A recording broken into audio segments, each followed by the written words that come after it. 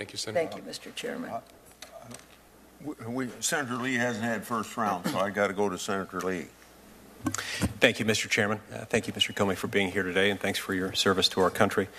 I want to talk to you about something raised by one of my colleagues a little while ago about electronic communications transaction records. Would it be fair to say that electronic communications transaction records include such things as browsing history, one's history of websites that one might have visited on the Internet? Yes. Would it be fair to say also that what one views, what pages one has visited, might in some ways be indicative of what one is reading? Potentially, you're right. Even if you don't see where they went on the page, that they went to ESPN or Fishing Magazine, gives you some indication of their interest. Yes. Individually and collectively, you can find out a fair amount about a person, especially if you're able to review what it is that they've been reading for a certain period of time. Right. The only reason I'm hesitating is, as I understand it, we can't look at, all we can get is the websites visited, not where they went on the page or what they clicked on. But it does give some indication of your interest, just like who you call gives you some indication of your interests.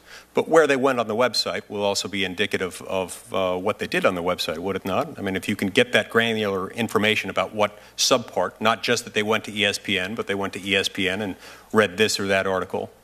Right. My understanding is that we can't, with an NSL, as we understand the statute, get that sub-content. We can get the web page visited. We can't get where they navigated within the website. That's, I may be wrong about that, but I think that's how we are. Within the existing confines of the law. Correct. And so for those who are proposing that we change existing law so as to allow you to use a national security letter to go further, as was suggested by one of my colleagues earlier today, that then would allow you to get this more granular information. No, I'm sorry. I may have screwed this up.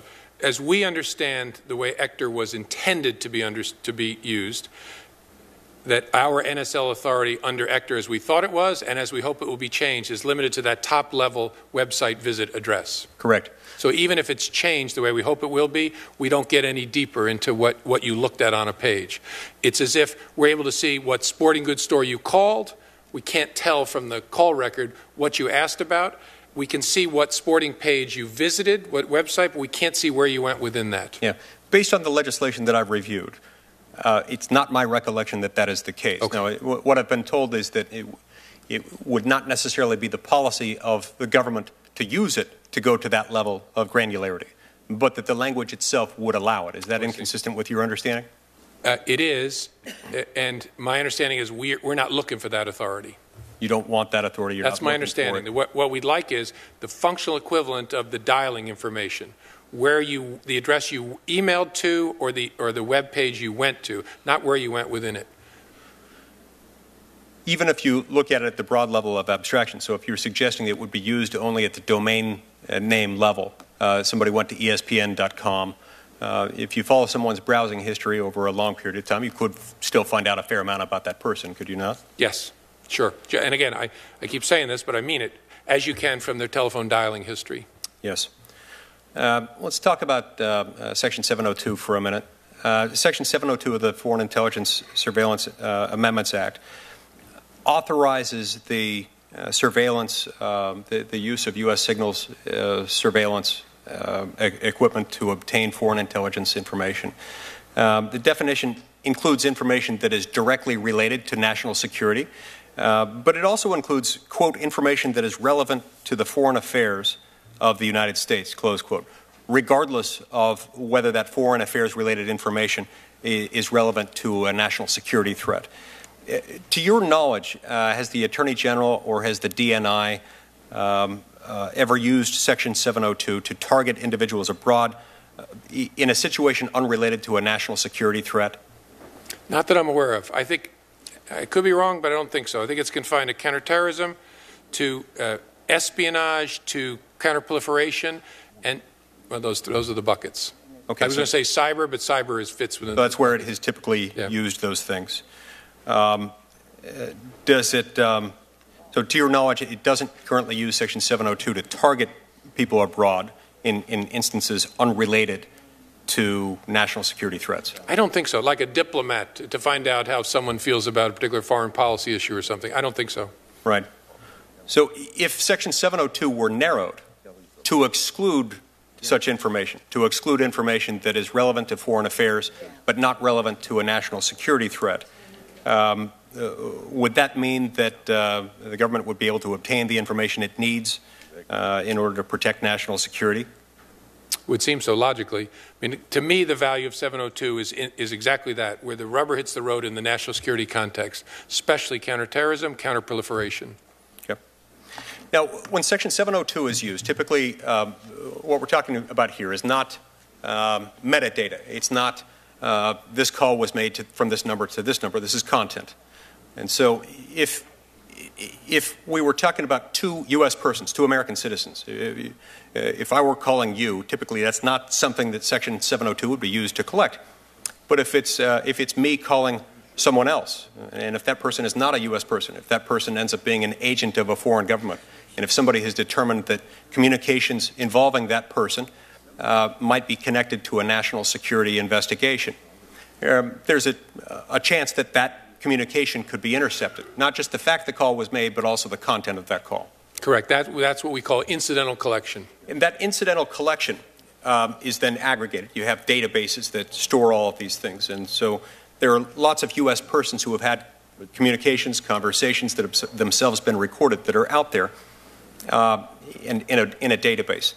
Can you search that database for communications involving specific U.S. persons without getting a warrant? Yes.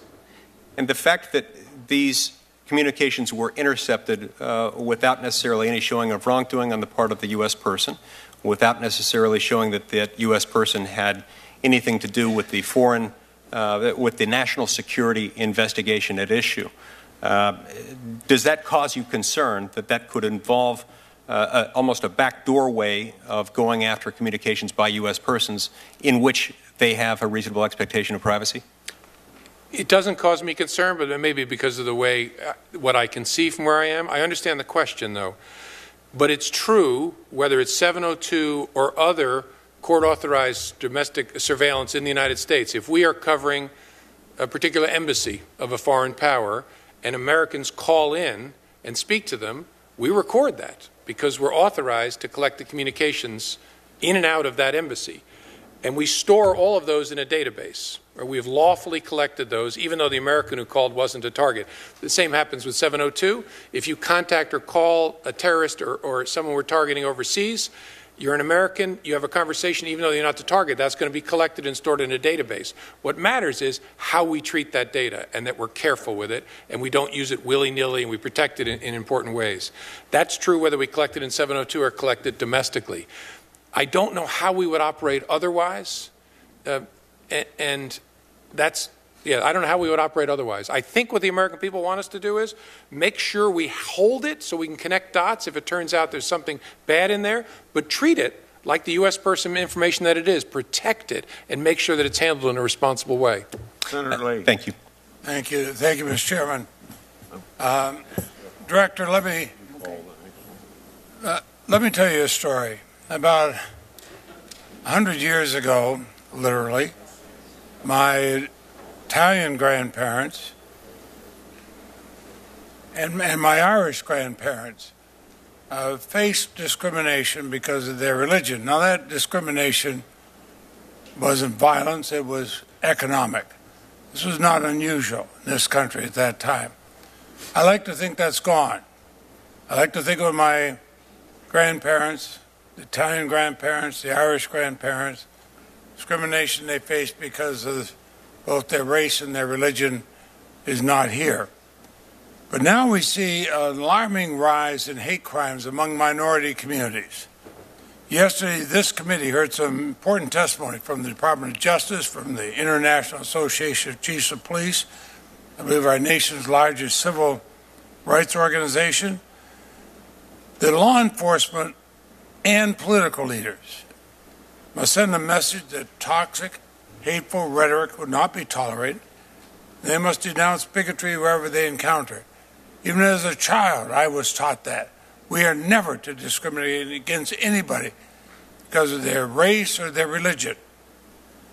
Now, what bothers me, let me show you this.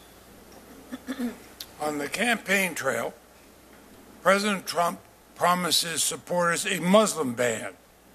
A campaign press release entitled Donald J. Trump's Statement on Preventing Muslim Immigration says that he called for a total and complete shutdown of Muslims entering the United States. Now, I can understand that dumb things are said during a campaign. That's on his website today. That goes beyond being stupid. Do you agree with me that messages like that can cast suspicion on our Muslim neighbors, can perpetuate division and hatred? And if it does that make America less safe? Well, Senator, thank you. I'm not going to comment on the particular statement, but I do agree that a perception or a reality of hostility towards any community, but in this particular the Muslim American community, makes our jobs harder. Because as I said in response to an earlier question, those good people don't want people engaging in acts of violence in the name of their faith or in their neighborhood.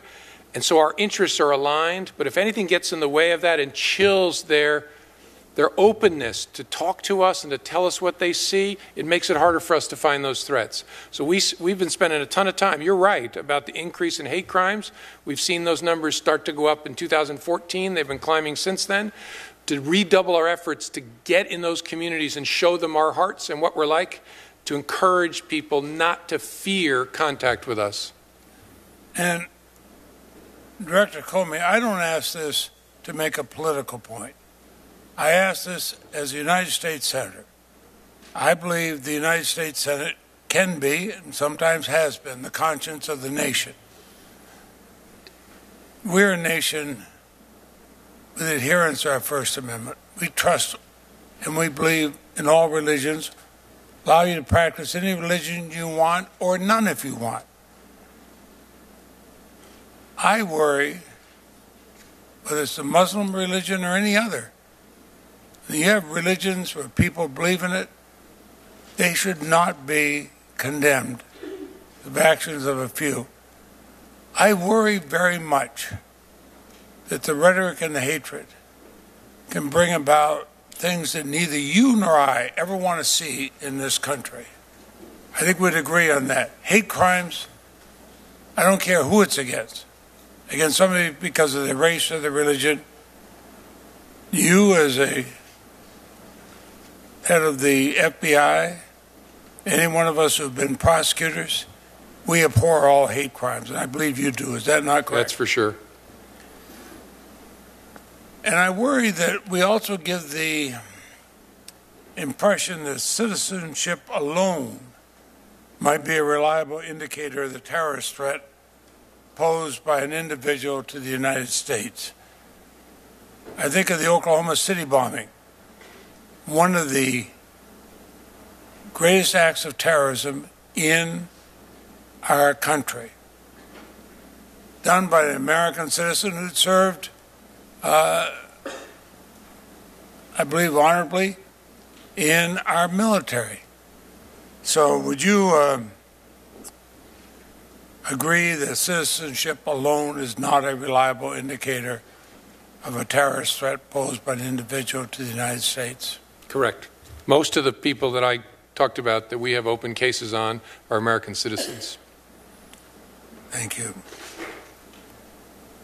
In fact, the Department of Homeland Security, we've heard from them, they have an assessment from the Office of Intelligence and Analysis, concluded that citizenship is unlikely to be a reliable indicator of potential terrorist activity. Do you agree with that? Yes. Thank you. Another matter, Chairman Grassley and I have worked to address the concerns related to the FBI's hair and fiber analysis testimony has been flawed. I think we all accept in the past. Investigation began, I believe, 2012 after 3 men were exonerated here in Washington, D.C. because the FBI analysts gave inaccurate testimony. In order to review more than 3,000 cases, the FBI has reached out to officers that originally prosecuted these cases, and I appreciate that. I remain concerned that cases remain closed if you don't find the transcript right away.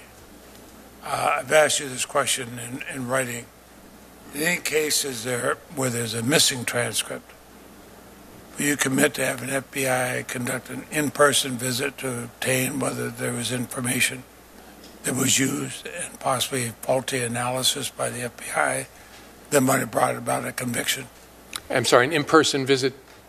Well, to the prosecutor's office, or whoever else may be involved, if you don't have a transcript, an in-person visit to say, okay, what do your records show? Did you use analyses that may have been faulty from the FBI and bring about the conviction?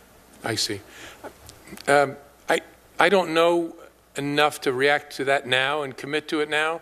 Can I follow up with you to see how we're thinking about that? Will you follow up? I will. Written to you. Okay, thank you. Thank you. Senator Leahy. Senator Whitehouse?